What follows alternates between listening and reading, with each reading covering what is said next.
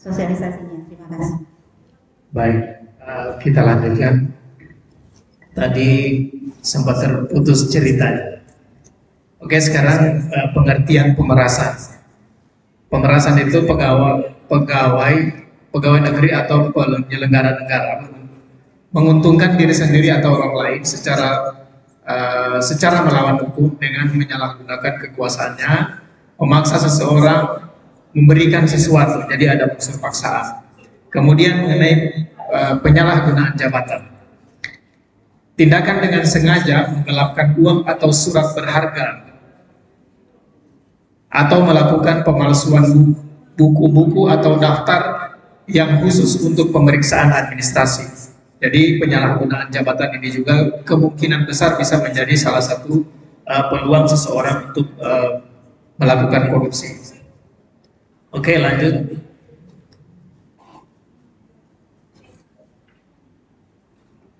Perbuatan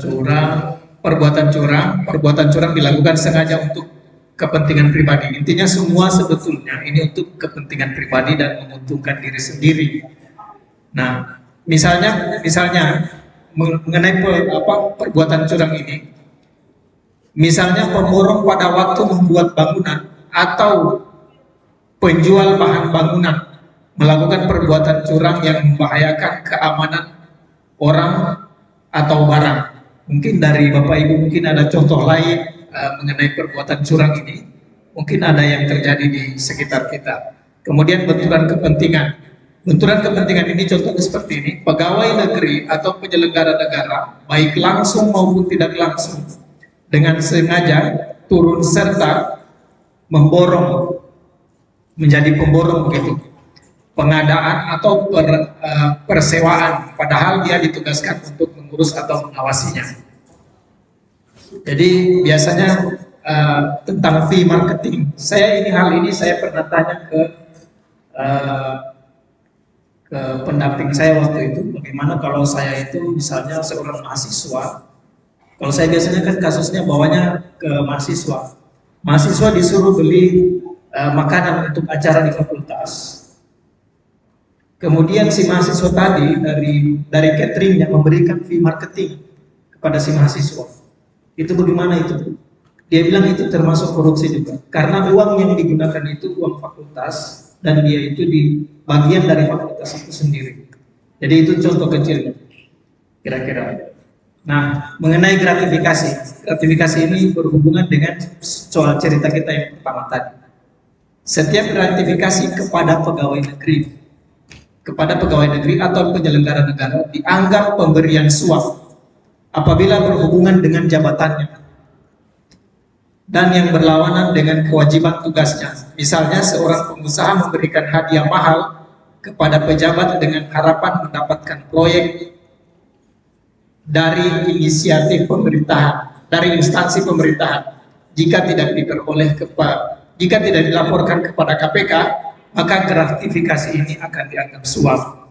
Jadi misalnya pemberian pada acara tersebut yang tadi, kalau misalnya tidak dilaporkan kepada KPK, itu bisa berubah menjadi namanya suap. Memang gratifikasi itu tidak ada tendensi apa-apa, hanya persoalan teman. Tapi kalau suatu saat si yang memberikan itu berurusan dengan kita akan ingat apa yang dia berikan kita dulu. Nah, itu yang biasa disebut dengan gratifikasi. Nah, ini ada perbedaan. Ini ada perbedaannya. Suap itu terjadi jika pengguna jasa secara aktif menawarkan imbalan, penggunanya yang aktif. Kalau pemerasan, jika petugas layanan yang secara aktif. Jadi kita secara aktif misalnya sebagai petugas pelayanan memaksa atau meminta imbalan kepada pengguna jasa. Kalau gratifikasi itu terjadi jika pihak pengguna layanan sudah tahu. Itu dia. Memberi sesuatu kepada pemberi layanan, dalam hal ini pegawai negeri, tanpa adanya penawaran atau transaksi apapun. Jadi tidak diminta, dia tetap memberikan, bukan tidak dipaksa dan sebagainya. Jadi tidak ada paksaan dan tidak ada janji-janjian gitu. Kalau saya mau kasih ini, kau kasih saya. Jadi gratifikasi itu sifatnya seperti ini. Penyuapan itu sifatnya transaksional. Penyuapan itu transaksional antara si penyelenggara negara dan si penerima pelayanan.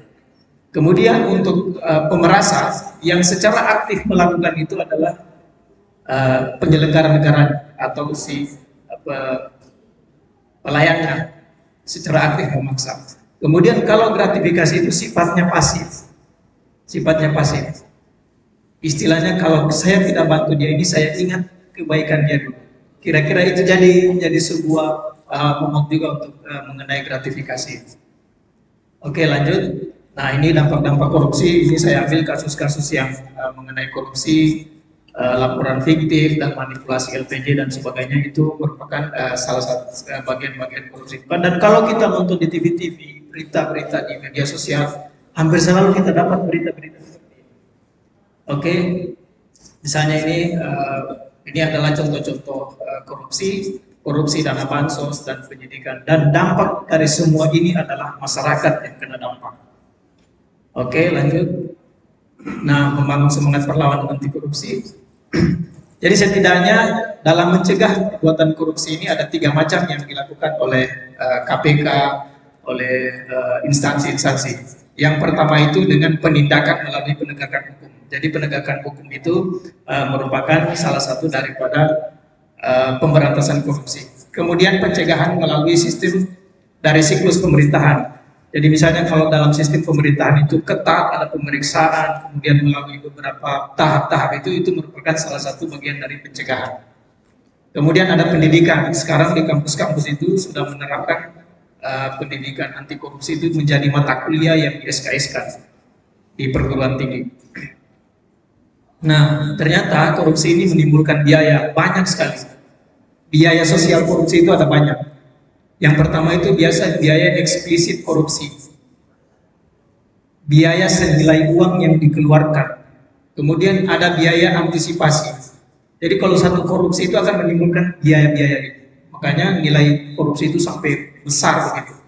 Jadi ada biaya sosialisasi, bahaya korupsi, reformasi birokrasi. Jadi akhirnya orang mereformasi birokrasi karena ada ditemukan korupsi. Oh, ini harus dibikin begini, kan itu mengeluarkan biaya juga.